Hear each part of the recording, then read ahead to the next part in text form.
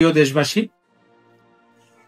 বাসদ মার্ক্সবাদী দলের পক্ষ থেকে আপনাদেরকে সবাইকে জানাই সংগ্রামী শুভেচ্ছা ও অভিনন্দন।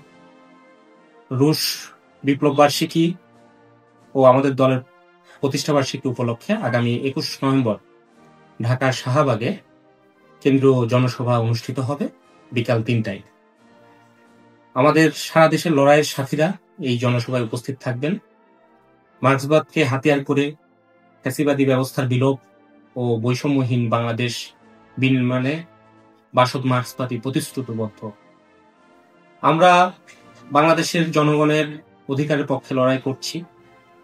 আমরা গত ৫৩ বছরের যে শাসন ব্যবস্থা, বিশেষ করে গত ১৫ বছরের যে আওয়ামী ফ্যাসিবাদী শাসন ব্যবস্থা, এই শাসন ব্যবস্থার মধ্যে দিয়ে প্রমাণিত যে পুঁজিবাদী রাষ্ট্র কাঠামোই বাংলাদেশ পরিচালিত হয়েছে, সেই ব্যবস্থা বাংলাদেশের জনগণের মুক্তি দিতে সম্পূর্ণভাবে ব্যর্থ হয়েছে।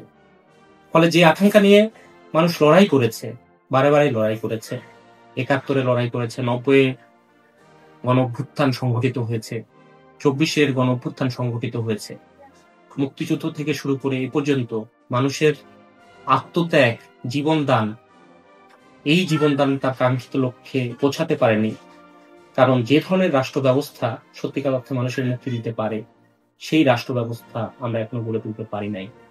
আমরা আমাদের দলকে বাংলাদেশের বুকে একটা সত্যিকারের বিপ্লবী দল হিসেবে গড়ে তোলার সংগ্রাম করছি। আমরা এই কথা বারবার বলেছি, সোভিয়েত ইউনিয়নের পতন হয়েছে কিন্তু সমাজতন্ত্রের পতন হয়নি।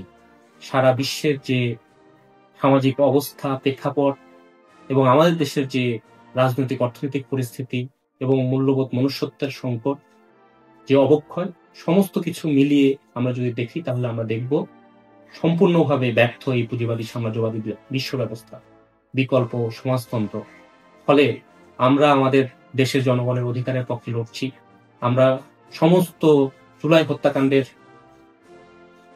সকল অপরাধীদের দৃষ্টান্তমূলক শাস্তি এবং বিচার চাই। আমরা রাষ্ট্রের গণতান্ত্রিক সংস্কার চাই। এই জন্য আমরা বলেছি যে জুলাই সনদের সর্বসম্মত সিদ্ধান্তগুলো বাস্তবায়ন করতে হবে এবং আমরা একটা গণতান্ত্রিক নির্বাচন প্রক্রিয়া, যাতে টাকা খেলা পেশি শক্তি মুক্ত একটা নির্বাচন হয়, এই দাবিটাও আমরা করেছি। কিন্তু আমরা উদ্বেগের সাথে লক্ষ্য করছি, সরকারের উপর ন্যস্ত দায়িত্বের বাহিরেও সরকার তার এখতিয়ার বহির্ভূতভাবে বাংলাদেশের বন্দর বিদেশিদেরকে ইজারা দিচ্ছে, চুক্তির শর্ত প্রকাশ করছে না, আড়াল করছে এবং সাম্রাজ্যবাদীদের সাথে নানান ধরনের চুক্তি করতে অতিমাত্রায় সক্রিয়। এটা একটা অন্তর্বর্তীকালীন সরকারের যে ভূমিকা, সেই ভূমিকা এবং অভ্যুত্থানের আকাঙ্ক্ষা সাংঘর্ষিক। আমরা এটাই বলতে চাই, বাংলাদেশের মানুষের যে লড়াই, গণ অভ্যুত্থানের যে আকাঙ্ক্ষা, বাংলাদেশের মুক্তিযুদ্ধের যে আকাঙ্ক্ষা, সেটাকে কোনোভাবে ব্যর্থ হতে দেওয়া যাবে না। আমাদের এই জনসভার মধ্যে থেকে আমি এই বার্তাই দিতে চাই যে বাংলাদেশের বুকে আমরা মানুষকে সংগঠিত করে এখানে লড়াই গড়ে তোলার চেষ্টা করছি, বামপন্থী প্রগতিশীল শক্তির পক্ষ গড়ে তোলার চেষ্টা করছি।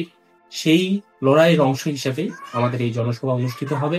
আমাদের এই জনসভায় আপনারা সবাই আসবেন, আমাদের এই জনসভাকে সফল করবেন, এই আহ্বান রেখে সবাইকে আবারও ধন্যবাদ জানিয়ে আমার কথা শেষ করছি।